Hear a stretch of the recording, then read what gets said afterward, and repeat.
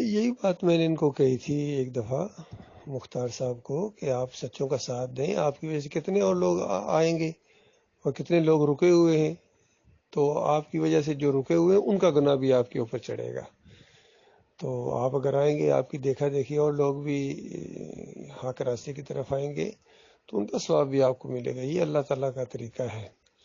باقی یہ آپ نے بالکل صحیح کہا کہ اللہ تعالیٰ آپ کے پیچھے نہیں چلے گا، حق باطل کے مطابق نہیں چلے گا۔ یاد رکھیے، بال برابر بھی اگر حق باطل کی سائیڈ لے تو زمین اور آسمان پھٹ جائے۔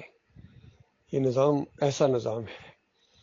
تو اللہ بے نیاز ہے، وہ ایک بھی نہ اگر ایمان عقیدے کی طرف آئے تب بھی اللہ کو کوئی پرواہ نہیں ہے۔ تو اس آیت کے اندر جو زور دیا گیا ہے کہ اگر اللہ چاہتا تو تم سب کو ایک ہی جماعت بنا دیتا، تو یہ اس میں زور دیا گیا ہے کہ مسلمانوں زیادہ پریشان بھی ہونے کی ضرورت نہیں۔ ایک حد تک پریشانی ہے کہ آپ کی بات کیوں نہیں مان رہے ہیں، ایمان عقیدے کی طرف کیوں نہیں آ رہے ہیں، سادہ سادہ باتیں کیوں ان کی سمجھ میں نہیں آ رہی ہیں، تو کڑتا ہے انسان، پریشان بھی ہوتا ہے، حیران بھی ہوتا ہے۔ تو لیکن ایک حد تک، اس سے آگے نہیں۔ مالک فرماتا ہے اس سے آگے نہ کرو کہ زبردستی ان کو کوئی یا کر لو گے یا کوئی ایسا طریقہ اختیار کیا جائے کہ سارے اکٹھے ہو جائیں، ایسا نہیں ہوگا۔ کیونکہ اللہ کا جو منصوبہ ہے نا وہ یہ ہے کہ حق ان کے سامنے آئے گا، سب انسانوں کے سامنے حق بات آئے گی، اس کے بعد ان کو اختیار دیا گیا ہے، ان کو مرضی ہے، چاہے اس کو جھٹلائیں، چاہے اس کو مانیں، چاہے اس کو نہ مانیں، چاہے مان کے پھر بعد میں انکار کر دیں، تو یہ ان کے اپنے دماغ کی بات ہے۔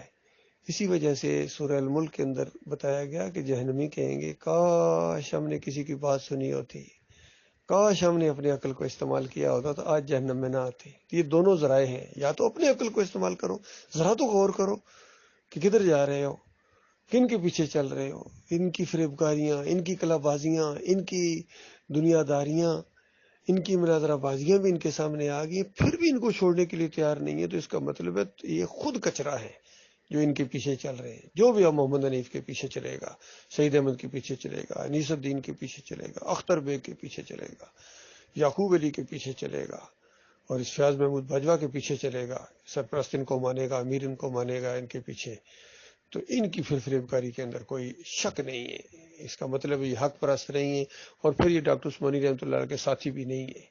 پھر ڈاکٹر صاحب کے ساتھ صرف اپنا ان کا تعلق ایک نام استعمال کرنا، جس طرح ڈاکٹر صاحب کے ساتھی، ڈاکٹر صاحب ایسے نہیں تھے، یقین کیجیے۔ ڈاکٹر صاحب کی پوری زندگی بالکل واضح ہے، ان کی کتابیں ہمارے سامنے، ان کی تقریریں ہمارے سامنے، ایک ایک بیان، ابھی کل بیان ایک آیا ہے جس کے اوپر میں نے لکھا ہے کہ یعنی ڈاکٹر صاحب کا اگر یہ بیان نہ ہوتا یا اس طرح کے دوسرے اور بیانات نہ ہوتے تو محمد حنیف کو پکڑنا ممکن نہیں تھا۔ تو بالکل صرف محمد حنیف نہیں، پھر یعقوب علی کو پکڑنا بھی ممکن نہیں تھا اگر ڈاکٹر صاحب کو تشریح نہ ہوتی کہ اگر ان روایتوں کے مطابق مان لیا جائے تو پھر یہ معجزہ ہوگا۔ ڈاکٹر صاحب نے تشریح کیا، زبردست تشریح کی اس اللہ کے بندے نے، ایسا فہم و فراست والا بندہ۔ تو اگر ان کی وہ بات نہ ہوتی تو یعقوب علی کو پکڑنا ممکن نہیں تھا۔ اسی طرح ڈاکٹر صاحب سے جب سوال پوچھا گیا کہ اگر کوئی اس طرح اپنے بہن بھائی کی قبر، کسی مومن کی قبر پر جاتا ہے، انفرادی قبر کے اوپر، تو اس کی تشریح کرتی ڈاکٹر صاحب کا سب کے لیے جو دعائیں آئی ہیں پورے قبرستان کے لیے آئی ہیں، تو لہٰذا یہ سنت کے خلاف ایک عمل ہوگا، یہ گناہ کا کام ہے۔ اختر بیگ کہتا ہے نہیں بھائی یہ گناہ کا کام نہیں ہے، یہ تو بہت بڑا شرک ہے، کافر ہو جائے گا، مشرک ہو جائے گا، اس طریقے سے فتوے لگاتا ہے۔ اپنے آپ کو اس نے ڈاکٹر صاحب سے بڑا عالم دین بنانے کی کوشش کی۔ اور منور سلطان کا یہی معاملہ ہے۔ ابھی یہ فیاض محمود باجوہ، آپ اس سے پوچھ لیں، ویڈیو کے بارے میں اس سے پوچھیں۔ ڈاکٹر صاحب کہتے ہیں ایمان اور اسلام کے لیے اس کا استعمال بالکل جائز ہے، تصویر کے زمرے میں نہیں آتا ہے۔ فیاض محمود باجوہ کہتا ہے برائی ہے بہت بڑی، اور کیا نام ہے، محمد حنیف اور یعقوب علی کہتے ہیں ویڈیو کا استعمال تصویر کے زمرے میں آتا ہے۔ اختر بیگی سب اس چکر میں پڑے ہوئے ہیں۔ غلط ہے، غلط ہے، ان کا فہم ناقص ہے، ان کا فہم ناقص ہے، یقین کریں۔